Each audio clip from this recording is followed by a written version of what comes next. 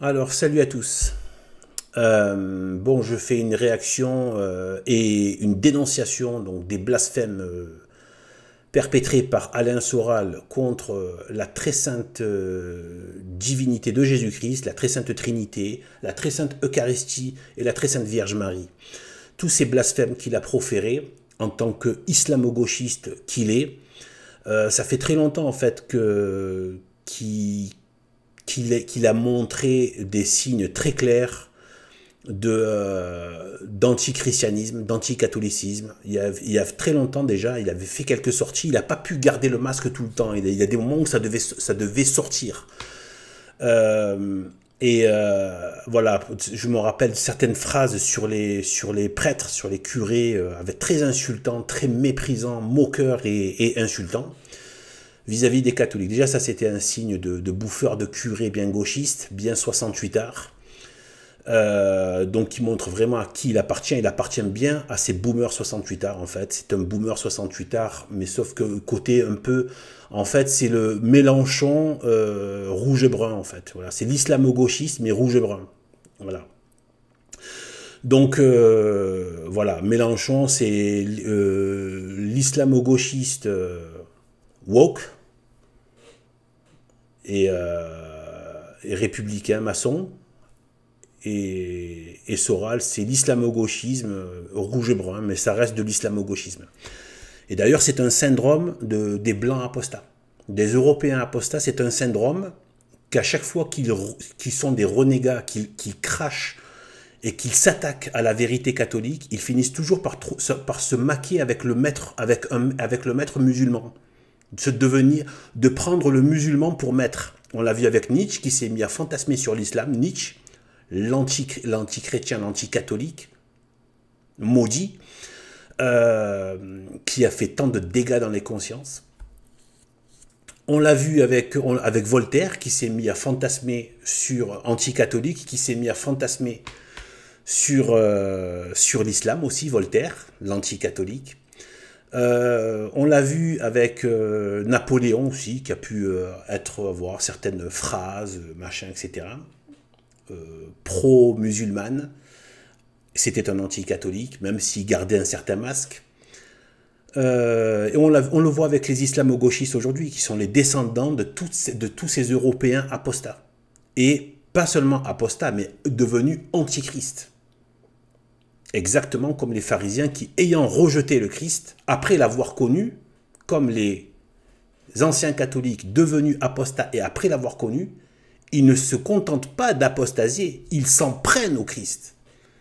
Ils veulent en découdre avec le Christ. Pas seulement l'apostasier et l'oublier. Non, non, ils gardent une rancune envers le Christ.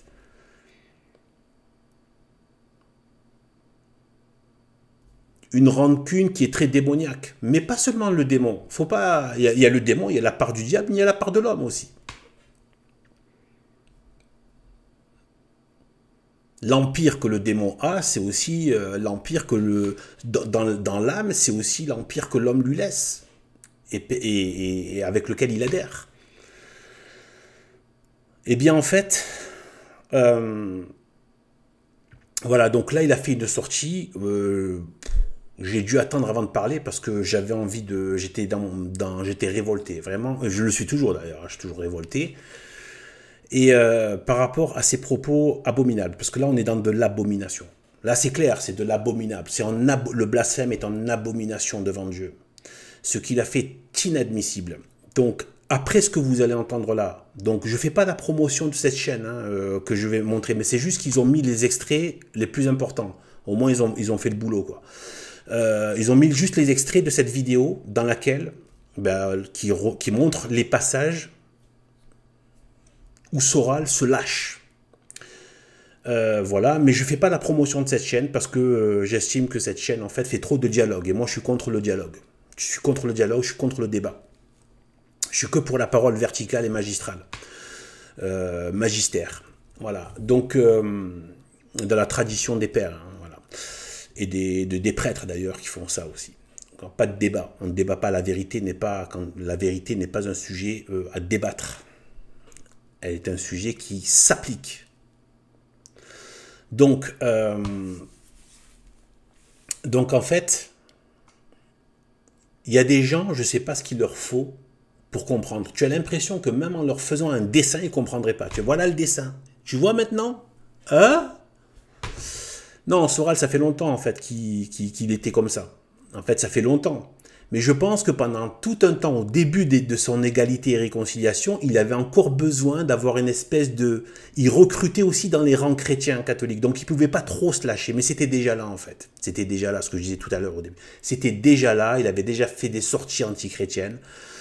Il attaquait aussi les catholiques de manière détournée en critiquant les royalistes, etc., etc.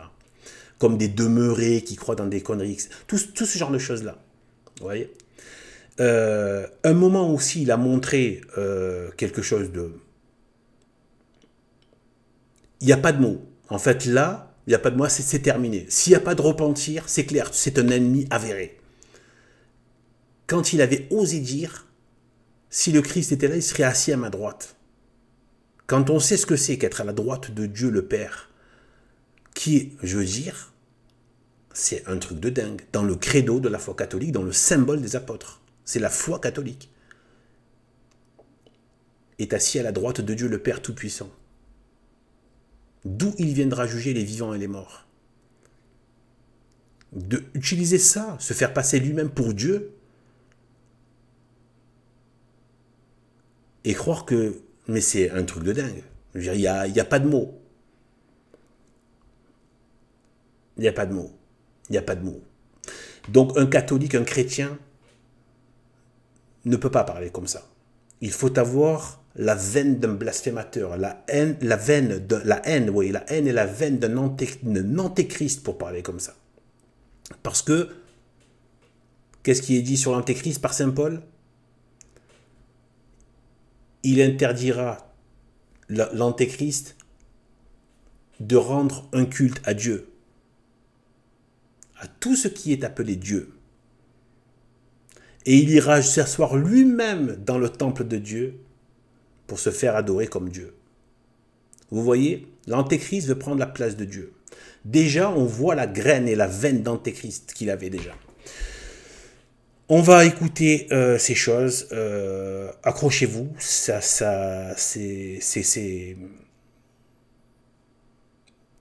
très malsain. Bon, allez, on va... Voilà. Une seconde.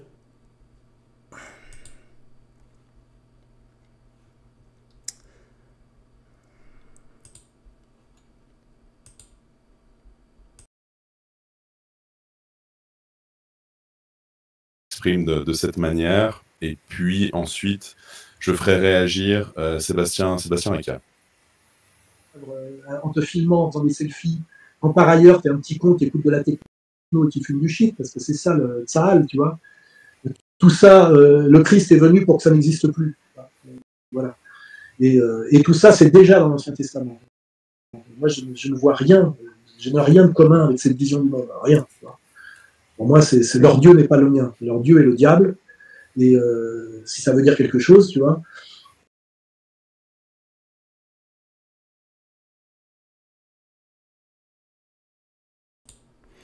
Je fais une petite parenthèse par rapport à ce passage-là, où il dit leur Dieu est le diable, c'est-à-dire le Dieu des Juifs de l'Ancien Testament. Alors que pour les catholiques, pour les chrétiens, c'est le même Dieu. Nous ne sommes pas des gens qui commençons uniquement à partir de l'évangile. C'est un ensemble, c'est la manifestation de la promesse de l'Ancien Testament. Et je dis aussi que, j'en avais montré cette vidéo déjà, Youssef Indy dit la même chose. Il dit que le Dieu des Juifs de l'Ancien Testament, c'est Satan. Donc il dit que notre Dieu, Yehoua, dit Yahvé,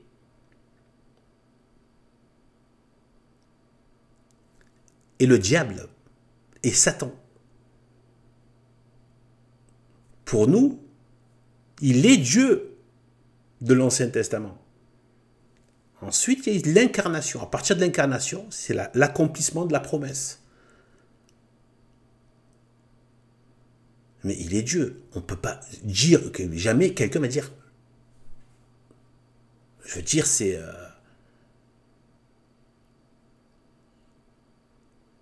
Vous vous rendez compte, quoi. Le Dieu de l'Ancien Testament est le diable, c'est ce qu'il dit. Et c'est ce que dit Youssef Indy, le musulman. Son acolyte, son français patriote musulman, qui est plutôt marocain, patriote gazaoui, et pour la mosquée d'Al-Aqsa. Hein. Pas trop pour le Vatican. Hein.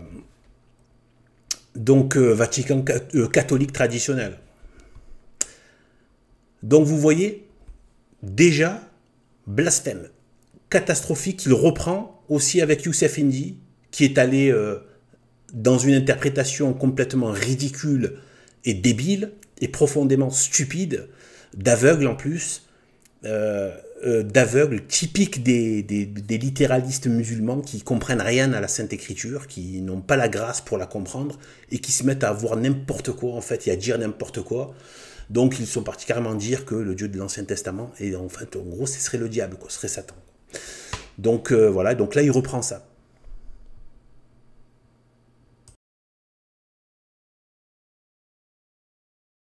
Et on ne passe pas du diable au Dieu par une histoire de transsubstantation, de transmutation et de la sorcellerie dont parle, comment il s'appelle, Thierry Lard. C'est de la sorcellerie. Hein.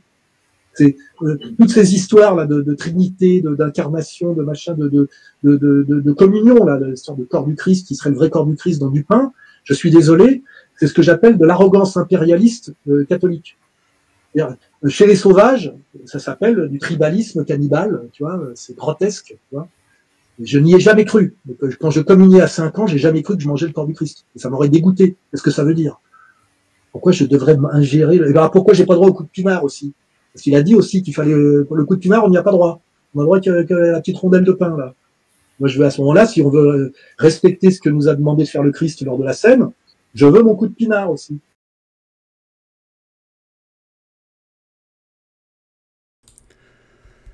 Bon, ben là, c'est un florilège de saloperie, hein, il n'y a pas d'autre terme, c'est du blasphème, donc c'est du crachat et de l'insulte, mais c'est pas que c'est pas que du crachat, il y a quelque chose, il y a quelque chose, il y a, comment dire, il y a un intellect maléfique là-dedans, vous voyez. Alors, déjà, il insulte la très sainte Trinité. Il dit plusieurs choses là. Rien que dans ce passage, hein, c'est énorme. Il y a quasiment tout là. C'est de la sorcellerie. Vous vous rendez compte? Donc il associe encore le Christ, l'Eucharistie à de la sorcellerie. Donc tout à l'heure il disait leur Dieu c'est le diable. Et donc il est en train de dire que le Christ, la Sainte Eucharistie, la vérité catholique, c'est de la sorcellerie. Or, la vérité catholique, c'est la vérité du Christ, c'est le dépôt de la foi et la tradition. L'apostolat de Jésus-Christ, des apôtres.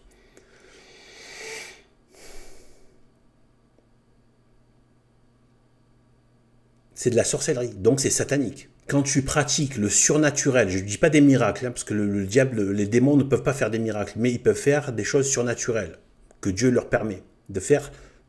C'est limité, hein, mais ils peuvent. Avec le. Voilà. Donc, dans la sorcellerie. Donc, qui est le surnaturel des ténèbres. Donc, quand tu pratiques le surnaturel par la sorcellerie, c'est avec les démons. Or, c'est exactement ce qu'avaient dit les pharisiens juifs de l'Ancien Testament. Regardez. Quand il disait, quand il a fait un miracle et qu'ils ont dit c'est par Belzébul qu'il fait des miracles. Donc là, il est en train de faire exactement ce que disait.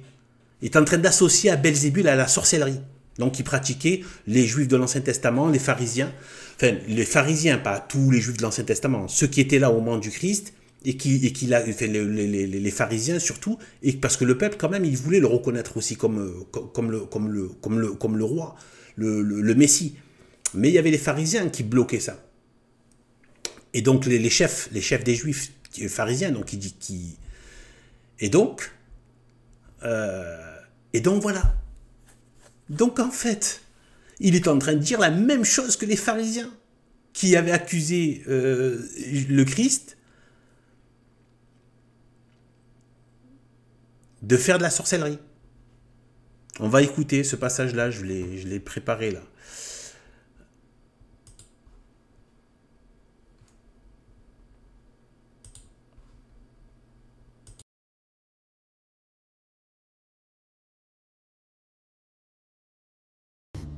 Mais celui qui persévérera jusqu'à la fin sera sauvé.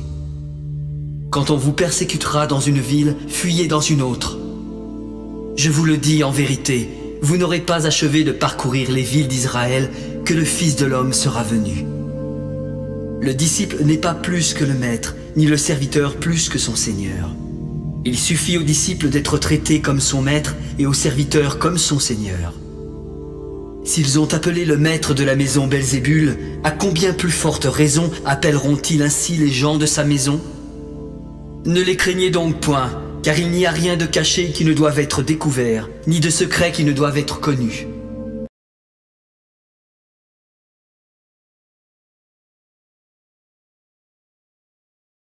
Fuyez dans une autre. Votre Père qui parlera en vous. Le frère livrera son frère à la mort et le père son enfant. Les enfants se soulèveront contre leurs parents et les feront mourir. Vous serez haïs de tous à cause de mon nom. Mais celui qui persévérera jusqu'à la fin sera sauvé. Quand on vous persécutera dans une ville, fuyez dans une autre. Ne vous inquiétez ni de la manière dont vous parlerez, ni de ce que le frère livrera son frère à la mort et le père son enfant. Les enfants, car par tes paroles tu seras justifié. Mais le blasphème contre l'Esprit ne sera point pardonné. Quiconque parlera contre le Fils, et quiconque parlera contre... Ou dites que l'arbre est bon et que son fruit est bon, ou dites que l'arbre est mauvais et que son fruit est mauvais. Car on connaît l'arbre par le fruit. Race de vipères, comment pourriez-vous dire de bonnes choses, méchants comme vous l'êtes? Car c'est de l'abondance du cœur que la bouche parle. L'homme bon tire de bonnes choses de son bon trésor, et l'homme méchant tire de mauvaises choses de son mauvais trésor. Je vous le dis, au jour du jugement, les hommes rendront compte de toute parole vaine.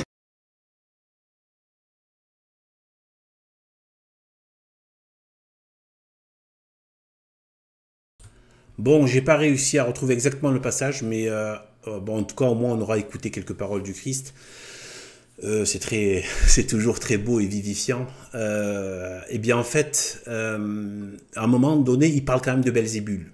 S'ils ont appelé voilà, le fils de Dieu de Belzébul. Eh bien, en fait, voilà, il fait la référence dans un passage là que j'ai pas retrouvé. Mais c'est un moment où donc les pharisiens, voilà, le traitent de sorcier, hein, en disant qu'il fait ces choses par Belzébul.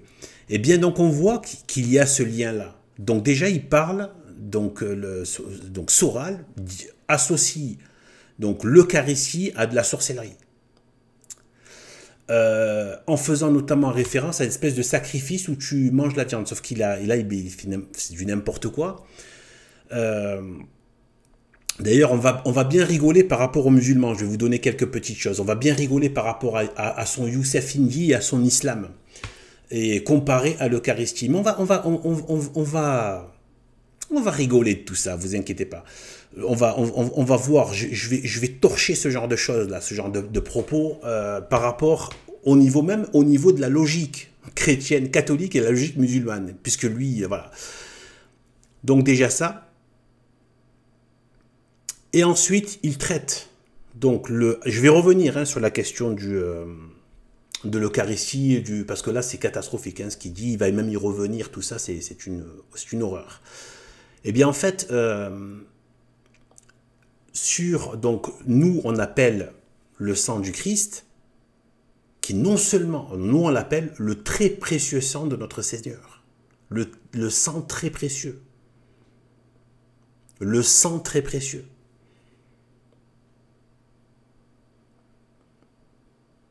Le sang de l'agneau. Dans l'Apocalypse, il est dit ceux qui auront lavé leur robe dans le sang de l'agneau. Le sang, c'est... Voilà. Et Jésus-Christ l'associe même au sang de la nouvelle alliance. Donc, en fait, il réduit ça à un coup de pinard, en fait. Un coup de pinard. Ce qui ne sait pas, apparemment, il a dû être dans... Je sais pas d'où il avait... Dans quel réseau... Vatican II, il a dû rôder, je sais pas, mais quand il dit ça, déjà, il sait même pas, visiblement, hein, il sait même pas que dans l'hostie, il y a une goutte ou quelques gouttes de vin. Le vin est présent dans l'hostie. Donc, le sang, symbolisé, enfin, par la matière, le vin, est présente dans l'hostie. Quand l'hostie est faite. Pourquoi est-ce qu'il y en a très peu? Très peu. C'est pour que l'hostie reste blanche. Parce que c'est l'agneau sans tache. C'est pour pas que l'hostie devienne rose. Vous voyez? Donc, il y a très peu de vin, mais le vin est présent. Quelques gouttes. Dans chaque hostie, il y a la présence du vin, donc du sang du Christ. C'est juste pour que l'hostie reste blanche.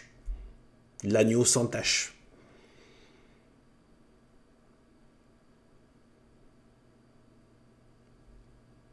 Donc déjà, il ne sait même pas que le sang est présent. Ou il peut-être fait semblant de ne pas le savoir. Ou qu'il a fait semblant pour pouvoir sortir son histoire de pinard. Voilà. Mais, de toute façon, il l'associe, il le qualifie de pinard, d'un coup de pinard.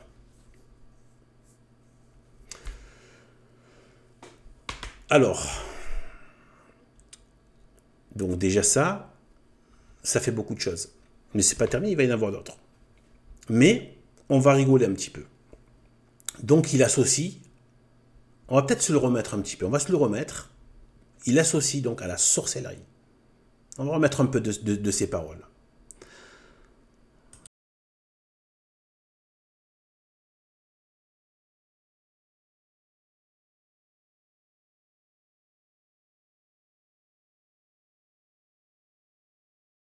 Vois rien, je n'ai rien de commun avec cette vision du monde, rien.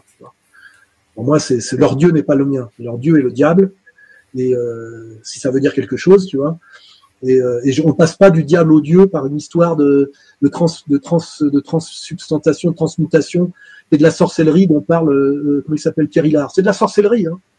C'est toutes ces histoires là de trinité, d'incarnation, de machin, de communion là, l'histoire de corps du Christ qui serait le vrai corps du Christ dans du pain. Je suis désolé, c'est ce que j'appelle de l'arrogance impérialiste catholique. Chez les sauvages, ça s'appelle du tribalisme cannibale, tu vois, c'est grotesque, tu vois. Je n'y ai jamais cru. Quand je communiais à 5 ans, j'ai jamais cru que je mangeais le corps du Christ. Et ça m'aurait dégoûté. Qu'est-ce que ça veut dire? Pourquoi je devrais ingérer pourquoi j'ai pas droit au coup de pinard aussi? Parce qu'il a dit aussi qu'il fallait, pour le coup de pinard, on n'y a pas droit. On a droit que la petite rondelle de pain, là.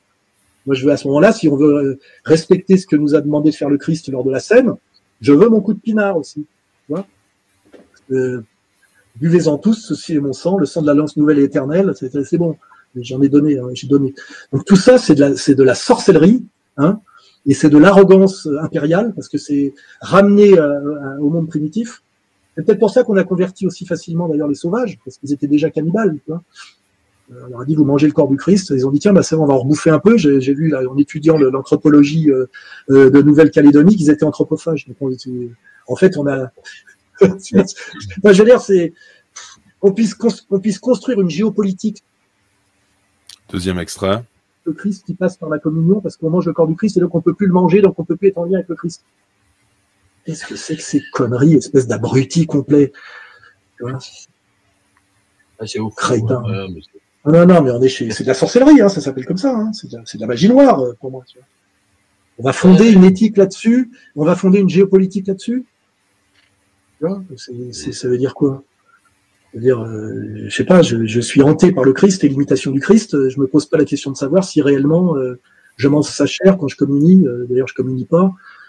C'est tous ces singes, je pense que c'est ces singeries qui nous posent énormément de problèmes. Et d'ailleurs, ça a beaucoup à voir avec quelque chose de l'ordre de la sorcellerie judaïque. Hein. Je veux dire, là, on retombe dans quelque chose qui sent la magie noire. Hein. Je n'ai rien à voir avec tout ça, rien. Voilà. La règle quelques comptes, là, tu vois. Et quand les gens me sortent ça comme argument et qu'ils me disent que c'est scientifique, je fais une erreur scientifique en étant martionniste. Où est-ce que tu as vu de la scientificité là-dedans, du con, hein? La théologie, c'est scientifique. Et le mec, après, te dit, non, mais moi, je marche pas avec Poutine parce qu'il s'est pas converti au catholicisme, comme lui avait demandé Fatima. Bon, alors, on va continuer tout à l'heure sur Poutine, Fatima, tout ça, mais là, rien que par rapport à ça, donc, il en remet 15 000 couches en termes de saloperie anti-catholique, anti-Eucharistie, etc. Donc, vraiment, voilà, carrément, enfin, je veux dire, c'est je veux dire, bref, les sauvages des îles Maoris ou je sais pas quoi, voilà, c'est de l'époque, hein, je veux dire, je parle pas de maintenant, hein, voilà, ceux qui sont devenus chrétiens.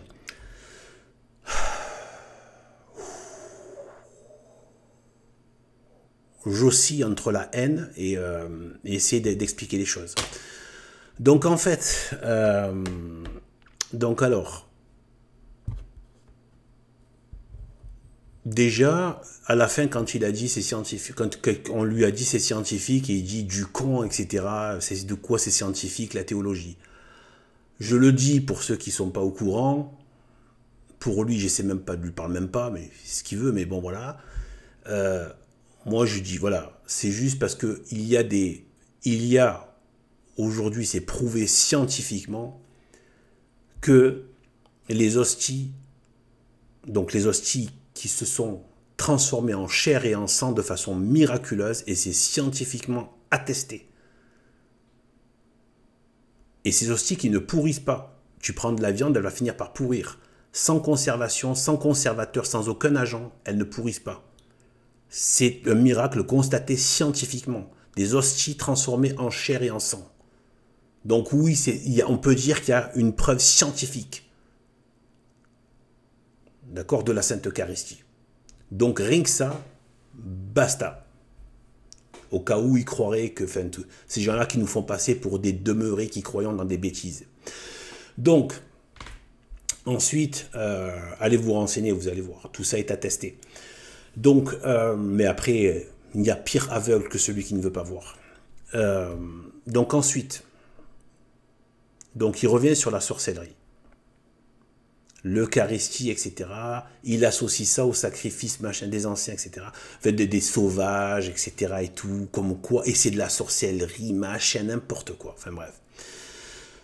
Alors, je vais nous passer le passage qui préfigure l'Eucharistie. Parce que l'Eucharistie n'a pas été instituée par l'Église catholique comme si ça sortait de nulle part. C'est le Christ qui a institué l'Eucharistie. Donc, tu peux pas... Déjà, lui, non seulement il n'est pas chrétien, mais c'est un antéchrist. C'est un antichrist, carabiné, haineux de la vérité chrétienne et catholique et christique. Et comme beaucoup d'antichrists, comme Luther, comme etc., ils veulent garder un lien pour avoir une légitimité avec le Christ. Non. Soit tu prends tout, soit tu es en dehors. Soit tu es anathème selon ce que l'Église a défini comme anathème. Et quand tu nies ces dogmes de foi, tu es anathème. C'est pas moi, c'est l'Église catholique qui anathémise. Saura les anathémiser en long, en large et en travers et pour plusieurs articles de foi. Complètement anathémisé. Mais comme les musulmans, qui ont fait une version arabo-islamique de Jésus-Christ, en l'appelant Issa, ils arabisent les noms, ils croient que ça y est, ça devient musulman compatible. Non, non, ça n'a rien à voir. Ils ont inventé un personnage, ce n'est pas du tout notre Jésus-Christ. Hein. C'est leur personnage à eux. Nous, on n'a rien à voir avec ça. Jésus-Christ est Dieu, le Verbe de Dieu incarné, le Dieu éternel, dans la personne du Fils incarné. Voilà. Ça ne veut pas dire que moi, je l'ai compris. J'en comprends une petite partie. Mais j'accepte que c'est un mystère grandiose. Voilà, parce qu'il y a tellement d'autres choses qui confirment la bonté et le bien qui vient avec ça. Donc forcément, c'est une sorte d'apologétique par le bien. Ensuite, par le bien qui en résulte. Quand on veut bien observer le bien chrétien.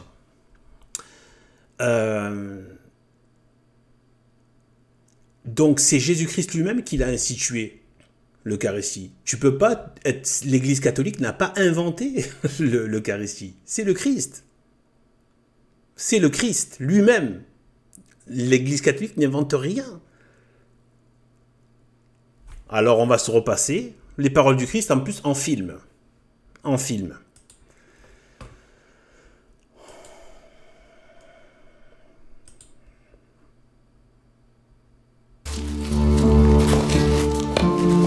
Nul ne peut venir à moi si le Père qui m'a envoyé ne l'attire. Et je le ressusciterai au dernier jour. Il est écrit dans les prophètes, ils seront tous enseignés de Dieu. Ainsi quiconque a entendu le Père et a reçu son enseignement vient à moi. C'est que nul n'a vu le Père, sinon celui qui vient de Dieu. Celui-là a vu le Père. En vérité, je vous le dis, celui qui croit en moi a la vie éternelle. Je suis le pain de vie.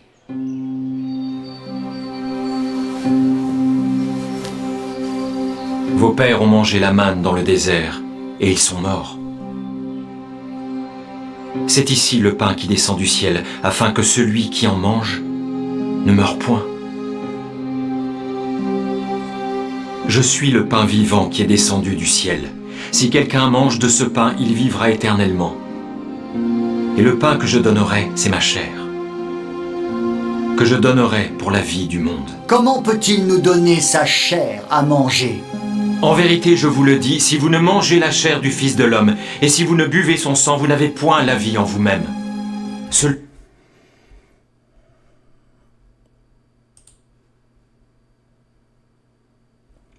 Bon, désolé, il y a dû avoir de l'écho. Je crois qu'on va se le réécouter. C'est important, mais sans écho.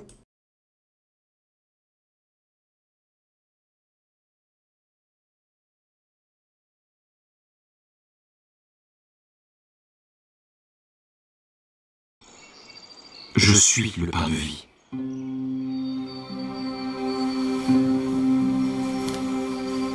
Vos pères ont mangé la manne dans le désert, et ils sont morts. C'est ici le pain qui descend du ciel, afin que celui qui en mange ne meure point. Je suis le pain vivant qui est descendu du ciel. Si quelqu'un mange de ce pain, il vivra éternellement. Et le pain que je donnerai, c'est ma chair, que je donnerai pour la vie du monde. Comment peut-il nous donner sa chair à manger? En vérité, je vous le dis, si vous ne mangez la chair du Fils de l'homme, et si vous ne buvez son sang, vous n'avez point la vie en vous-même. Celui qui mange ma chair et qui boit mon sang a la vie éternelle, et je le ressusciterai au dernier jour. Car ma chair est vraiment une nourriture, et mon sang est vraiment un breuvage. Celui qui mange ma chair et qui boit mon sang demeure en moi, et je demeure en lui. Comme le Père qui est vivant m'a envoyé, et que je vis par le Père. Ainsi celui qui me mange, celui-là vivra par moi.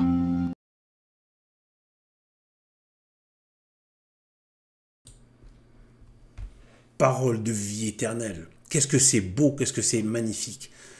Donc vous voyez que l'Église catholique traditionnelle, la vraie, je ne parle pas de Vatican II, c'est cafard de Vatican II, c'est moderniste, je parle des vrais catholiques traditionnels.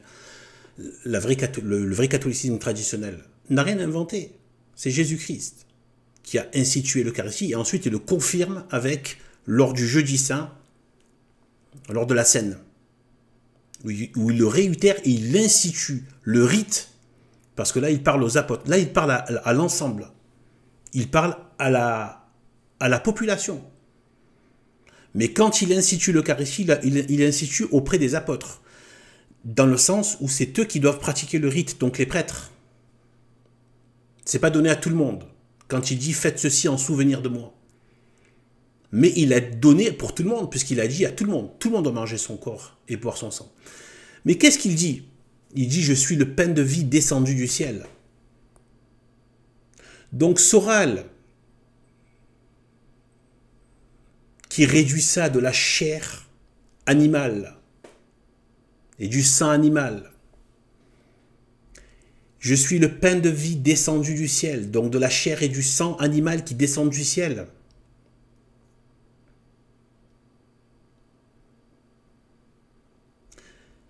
Alors qu'en plus, il y a en plus les différents niveaux de lecture et de compréhension et d'interprétation des Écritures et des paroles et des paraboles de Jésus-Christ. Là, ce n'est pas une parabole parce qu'il y a quelque chose de vrai et direct, parce que ça va être lié à son sacrifice du corps et du sang, à la croix. Oui, c'est lié. Il va donner son corps et son sang à la croix, en immolation.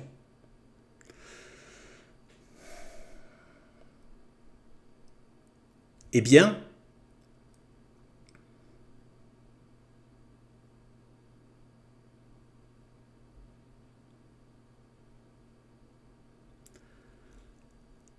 donc Soral qui le réduit à une espèce de chair et de sang animal comme des rites de sauvages.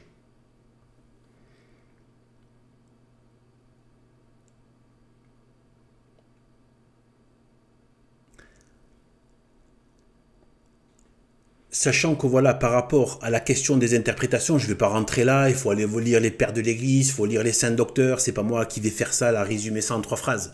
Mais il y a la question de l'union intime avec Dieu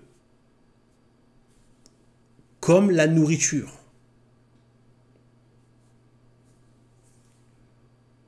Qui s'incorpore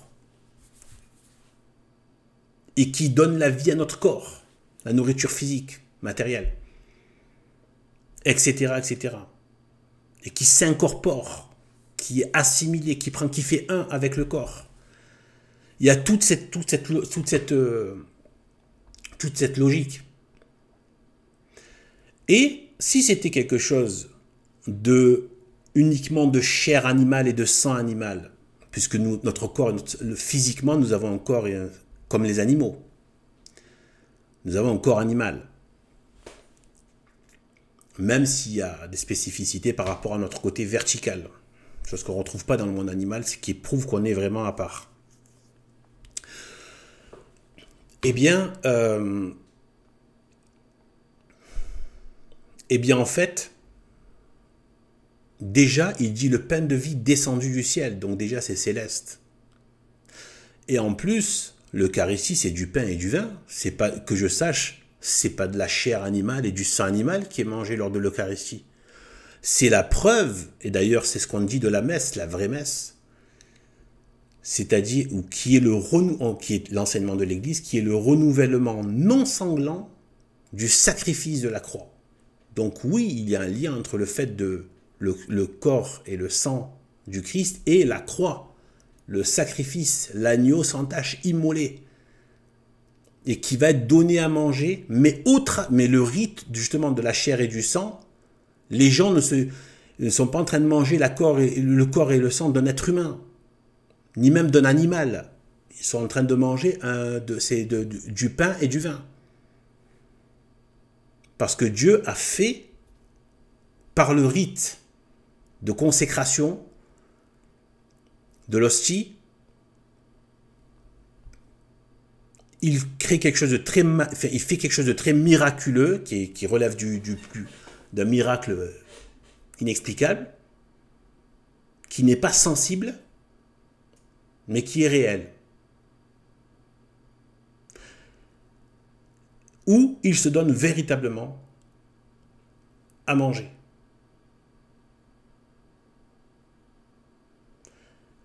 sachant qu'il y a la présence réelle, pas seulement du corps et du sang, mais aussi de l'âme, de la divinité de notre Seigneur Dieu Jésus-Christ. Et il est le pain de vie pour que les gens aient la vie.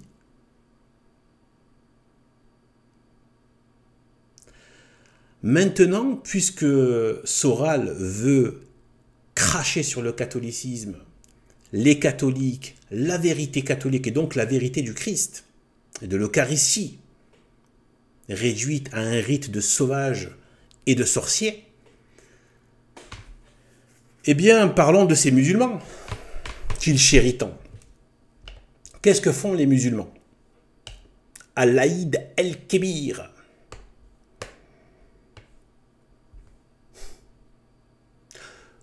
Ils se basent sur le sacrifice demandé à Abraham de son propre fils Isaac, et qu'ensuite, au dernier moment, Dieu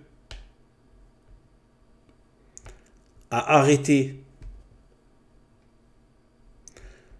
le sacrifice d'Isaac pour le remplacer, et qu'il a fait apparaître miraculeusement un bélier, un mouton, un bélier, en remplacement du fils d'Abraham, donc Isaac, qui finalement donc n'a pas été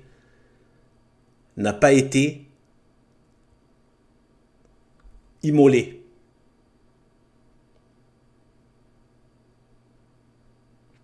Donc déjà, c'est pas un rite cannibale. Déjà, il faut savoir une chose, c'est que il n'a jamais été question d'aller manger même pas la chair du mouton. C'est-à-dire que c'est là qu'on voit la profonde ignorance et vraiment la médiocrité islamique par rapport à cette logique par rapport à Abraham et le sacrifice du mouton. En fait, le mouton est sacrifié à la place d'Isaac. Mais la preuve, déjà que c'était pas une question de sacrifice humain, mais donc de l'agneau qui est une préfiguration du sacrifice de l'agneau de Dieu à la croix. C'est une préfiguration. Comprennent ceux qui veulent comprendre après, voilà. Mais par rapport aux musulmans, ce qu'il faut savoir, très important par cette haïd avec le mouton, l'égorgement du mouton, enfin, il mange le mouton. Donc les musulmans d'Alain Soral, ils mangent la chair et le sang de l'animal. Alors que, écoutez bien ce que je vais vous dire, il s'agit d'un holocauste qui a été demandé à Abraham. Ça veut dire qu'il fallait qu'il égorge son propre fils et qu'il l'immole, c'est-à-dire brûler totalement, pas pour être mangé, brûler, calciné jusqu'à la fin. C'est l'Holocauste, donc qui devait être brûlé après avoir été mis à mort. Le corps. Donc l'agneau, le bélier, quand Abraham a immolé le mouton à la place d'Isaac, il a brûlé le corps. Il n'a pas mangé.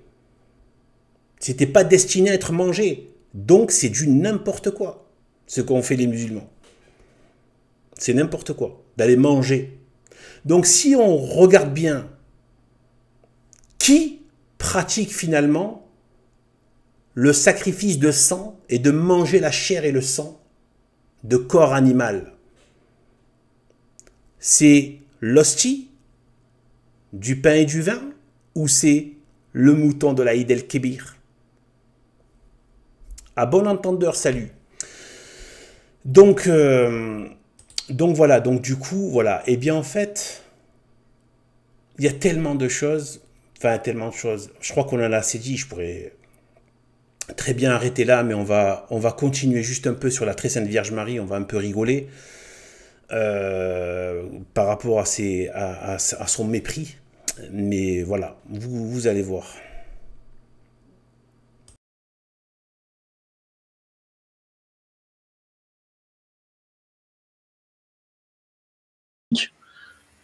Ils disent que c'est scientifique. Je fais une erreur scientifique en étant martionniste.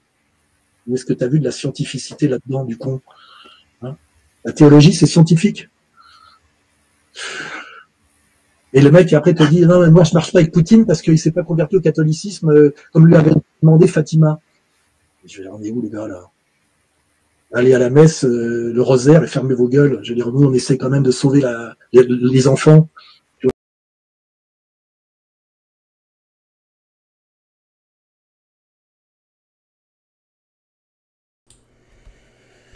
En plus, après, ils se font passer pour plus charitables. C'est exactement comme les gauchistes, tu vois.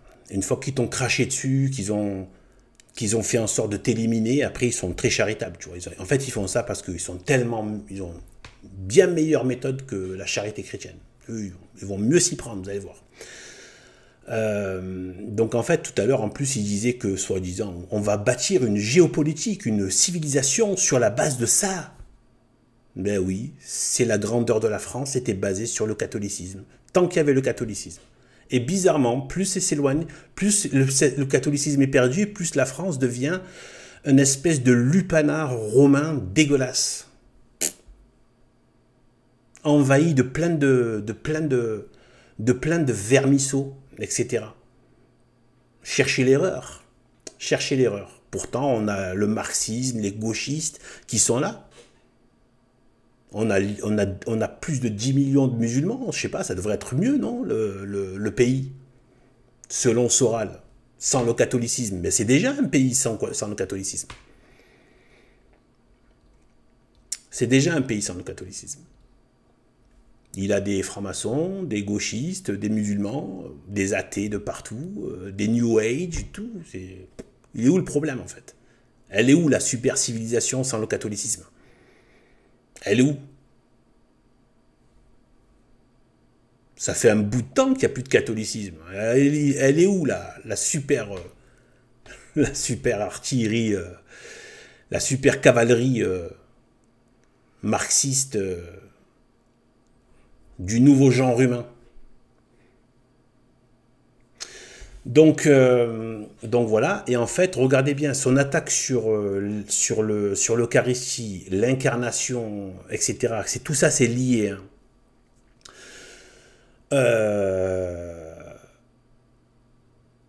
C'est un trait typique. Le rejet de l'incarnation, le rejet de la Trinité, tout à l'heure, il a craché sur la Trinité. Tout ça, d'ailleurs, c'est très musulman, c'est très hérétique. Il y a des hérétiques qui ont attaqué la Trinité, dont l'arianisme, hein, une des pires hérésies. Ils ont attaqué la divinité de Jésus-Christ, qui n'est pas le Verbe éternel, qui a été créé juste pour, qui aurait été créé juste pour cette œuvre-là de rédemption, mais qui n'était pas Dieu le Verbe, Dieu lui-même, éternel. Déjà, les Ariens disaient ça. Les musulmans, c'est pareil. Ils rejettent l'incarnation. Voilà, Jésus-Christ en tant que Dieu, incarné, qui s'est fait homme. Typique. Attaque de la Sainte Eucharistie. C'est exactement ce que les protestants ne font plus l'Eucharistie. Ils ont attaqué, rejeté l'hostie, l'Eucharistie. On retrouve toujours les mêmes. Vous voyez, donc là, tu vois l'action démoniaque derrière. Au travers des siècles, des groupes, des différentes formes que ça peut prendre, mais il y a cette même logique. Il y a cette même petite musique qui est jouée. Anti-incarnation, anti-divinité de Jésus-Christ, anti-Eucharistie. Et qu'est-ce qu'a fait Vatican II? Avec Paul VI, ils ont détruit le rite du sacrifice de la messe, où ils ont réduit en gros, voilà, l'hostie à une espèce de voilà, de pain de la boulangerie où on partage ça entre potes, quoi. Voilà, un pain fraternel, quoi. Voilà. Ils ont enlevé l'aspect sacrificiel, donc le renouvellement non sanglant du sacrifice de la croix, où Dieu donne son incarné, Dieu, le Verbe incarné, Dieu lui-même, donne son corps et son sang.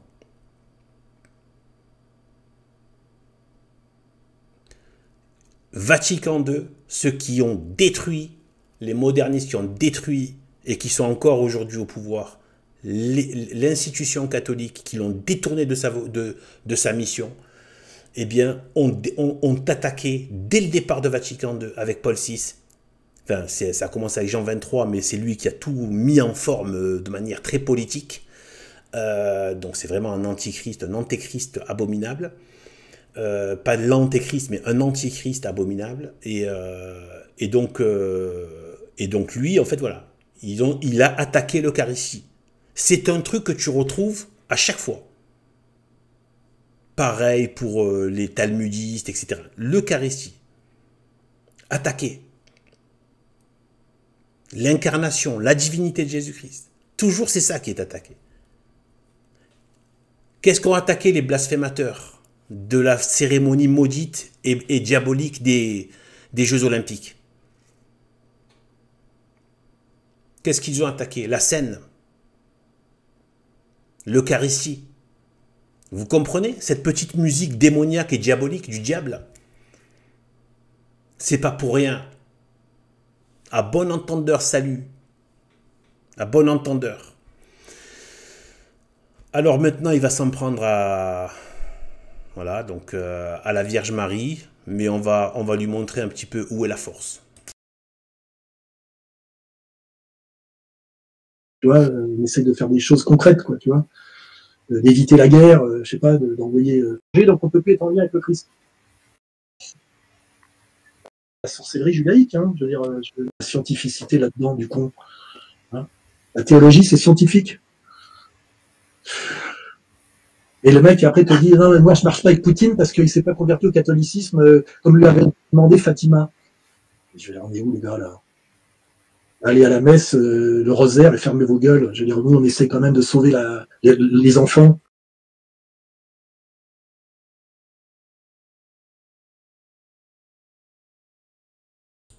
Donc par rapport à Fatima, qui n'est pas le prénom arabe, hein, qui est la ville du Portugal, qui s'appelle Fatima, où est apparue la très sainte Vierge Marie. Donc il se moque de cette apparition de la Vierge Marie, petit truc de petits débiles mentaux qui croient dans des histoires. Donc voilà, donc en fait, et ensuite, il dit allez prier votre rosaire avec beaucoup de mépris, donc il méprise le rosaire. Ce qui est quand même cocasse et casse-gueule. C'est casse-gueule et je vais vous montrer que vous allez voir comment la très sainte Vierge Marie humilie tous ces soi-disant cette soi-disant ces orgueilleux, ces petits orgueilleux qui croient faire mieux que Dieu. Donc c'est tellement rigolo en fait. Donc en fait, il méprise le rosaire. Hein. En fait, notre cher, non, pas notre cher, pas du tout cher. Soral, la bataille de Lépante, la très mémorable bataille de Lépante, due aux agressions musulmanes répétées. Donc tu vois, ces gentils petits musulmans, hein, ces beaux petits gazaouis. Pendant des siècles et des siècles, ils avaient un objectif de prendre l'Europe.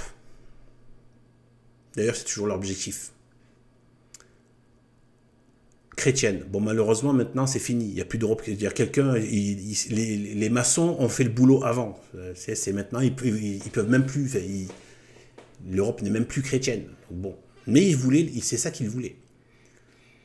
Les agressions, invasions, carabinées. C'est des armées qui ont été levées par centaines de milliers. Ça rigole pas. Ça, c'est l'islam. Ça, c'est l'histoire des musulmans. L'histoire musulmane. Pas islamiste. Non, non, musulmane. Donc ça, c'est l'Empire ottoman. musulmans donc, qui partaient à l'assaut agressif, à l'assaut, juste par conquête, en tuant sur leur passage. C'était pas des missionnaires qui allaient prêcher l'islam. Non, non, c'était des...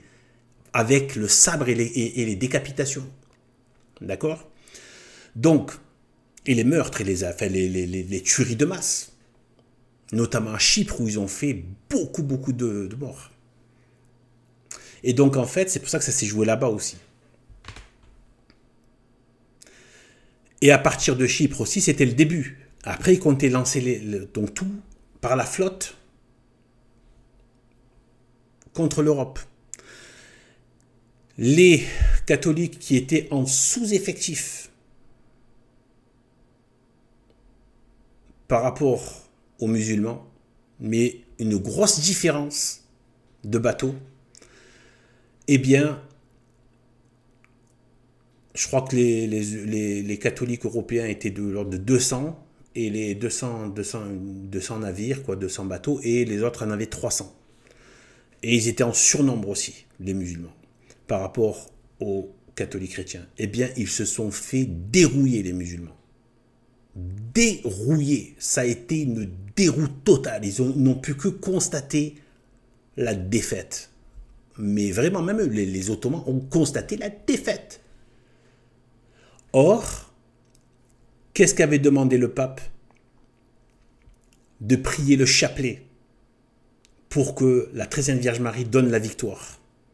Évidemment que c'est surnaturel parce qu'au niveau effectif et au niveau, ils étaient fichus. C'était inespéré cette victoire. L'Europe allait être prise par les musulmans. Les gentils musulmans contre la colonisation de Gaza. Donc en fait,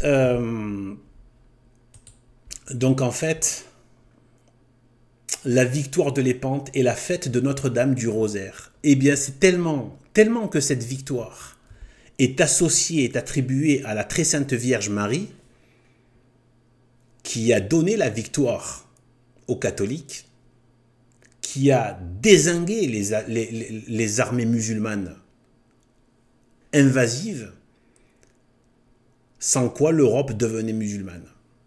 Sûrement, ça doit être un rêve de Soral, mais bon. Voilà. Et donc,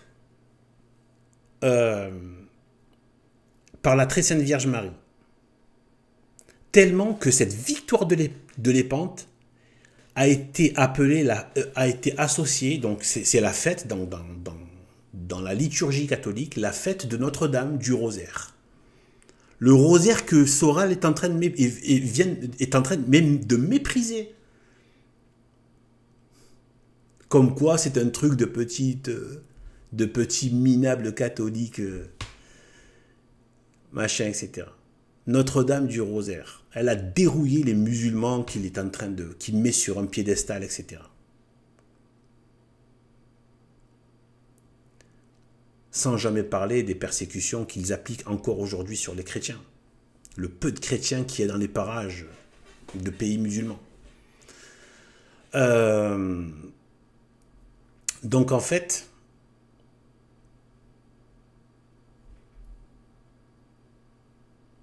voilà, Notre-Dame du Rosaire. Alors, peut-être qu'on va se dire, c'était juste un coup. C'était juste une fois. Eh bien non. Eh bien non, c'était pas juste une fois. Les raisons d'y croire. Donc, la certitude d'avoir été aidé par la Vierge Marie conduira les chrétiens à s'en remettre encore à elle lors de l'autre bataille, puisqu'apparemment les musulmans, ils n'ont pas enterré la hache de guerre, décisive, qui arrêtera l'expansion musulmane à Vienne, sur terre à Vienne. Donc, ils sont partis même par les terres pour prendre l'Europe du côté des terres. C'est pour vous dire la motivation.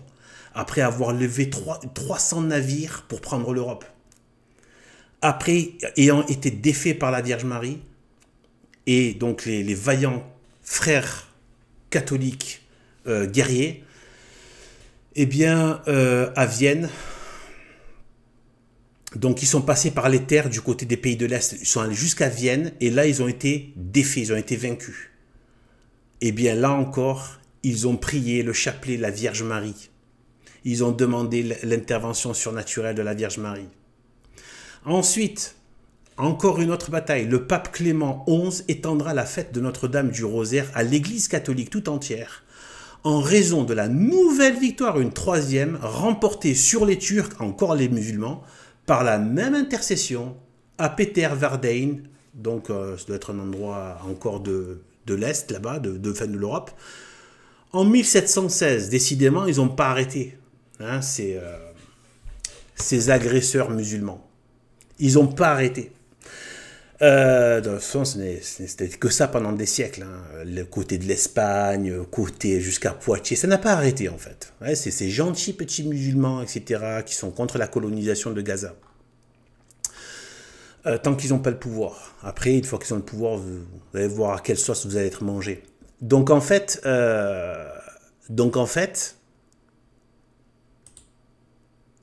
voilà ce qu'ils ridiculisent. 3 victoires sur les musulmans, cinglantes, qui ont arrêté toutes leurs prétentions sur l'Europe chrétienne et catholique. Donc ils n'ont jamais pu prendre l'Europe chrétienne, jamais. Grâce à la très sainte Vierge Marie. Action surnaturelle, évidemment. Alors, est-ce qu'on est toujours aussi sûr que c'est un truc de débiles mentaux? Non, parce que nous, on ne croit pas uniquement dans la force des armes, comme certains, ou la force de la chair. On croit en Dieu et dans la force surnaturelle, qui accompagne, s'il y a la soumission à Dieu et à ses commandements, alors on peut compter sur l'action surnaturelle de Dieu.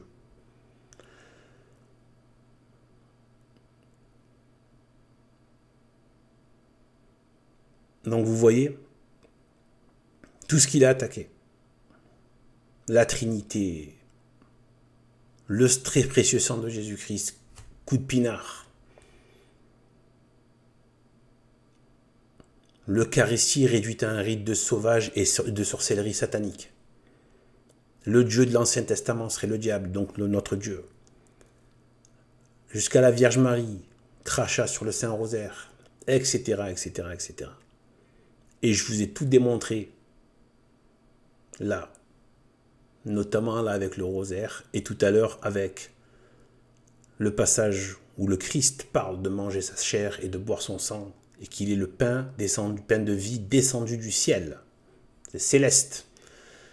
Même si, par l'incarnation, oui, il devient le corps et le sang de Dieu. Jésus-Christ, Dieu le Verbe, qui est Dieu, dans le grand mystère de la très sainte Trinité. Et Jésus-Christ, qui a voulu qu'il y ait l'intercession de la très sainte mère, de sa très sainte mère Marie,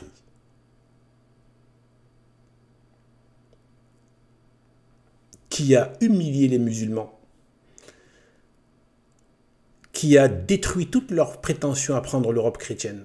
Ils ne l'auront jamais prise, parce que maintenant c'est devenu des républiques athées, païennes, etc. Donc ils ne l'auront jamais prise, l'Europe chrétienne. Même pas grâce aux catholiques. On l'a vu que techniquement ils étaient morts. Matériellement ils étaient finis.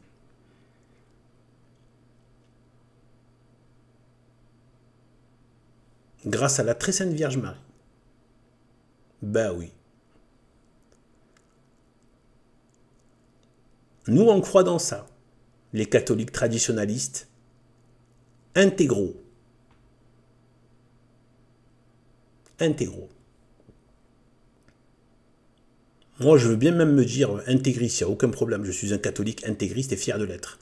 J'aime pas utiliser ce terme parce que c'est un terme utilisé par l'ennemi. Donc, je ne veux pas utiliser leur vocabulaire. Mais oui, ça me va très bien aussi. Vive, ça me va très bien. C'est comme de l'eau qui est versée. Le mot intégriste catholique, pour moi, c'est comme de l'eau qui est versée à une plante qui est assoiffée. waouh, elle se sent très bien d'un coup. Catholique intégriste, c'est merveilleux. Donc voilà, pour les catholiques intégraux, ben oui, c'est notre maman. Et au cas où il aime bien, pour nous, c'est pas important. Pour moi, c'est pas important ce qui a été fait, mais vu qu'il a l'air de faire passer les catholiques pour des espèces de mièvres débilous, il confond Vatican II avec le vrai catholicisme. Dans ce même article-là, donc il est bien dit que... Donc en fait, regardez ici, donc presque toutes les galères ennemies sont capturées ou coulées et l'amiral turc Ali Pacha est décapité. Voilà, donc l'ennemi, hein, l'amiral qui voulait donc se jeter sur les terres chrétiennes était un ennemi, il a été décapité par les catholiques. Au cas où il croirait qu'il n'y a que une espèce de... Là, c'est la guerre. Qui sont venus pour faire le mal et les atrocités sur les chrétiens. Il fallait bien montrer à tous ces gens qui... Voilà. Il a été décapité par les catholiques. Le chef, l'amiral de la flotte turque ottomane musulmane. C'est la guerre. C'est pas quelque chose que moi je trouve pas ça important. C'est pas ce qui me plaît dans tout ça. Mais puisqu'il veut des choses soi-disant entre guillemets viriles, mais c'est la virilité de la bête, c'est pas la virilité de l'être humain, de l'enfant de Dieu. C'est pas la même chose. Il y a quelque chose de, il y a la morale qui va avec. Les racailles, etc., les brutes, les bestiaux, les gorilles sont virils. Et alors?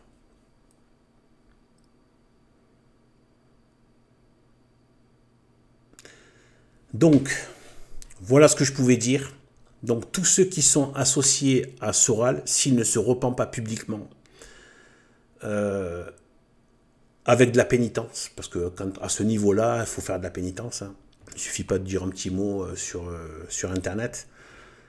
S'il ne se repent pas avec pénitence, tous les gens, tous les catholiques qui s'associent à Alain Soral s'anathémisent eux-mêmes. Ils pactisent avec un ennemi avéré de l'Église catholique, un blasphémateur du Christ. Voilà. Tant qu'il ne s'est pas repenti, converti, et qu'il n'a pas adhéré à l'Église catholique, l'enseignement du magistère de Saint-Pierre jusqu'à Pie XII, avant Vatican II, s'associer à lui,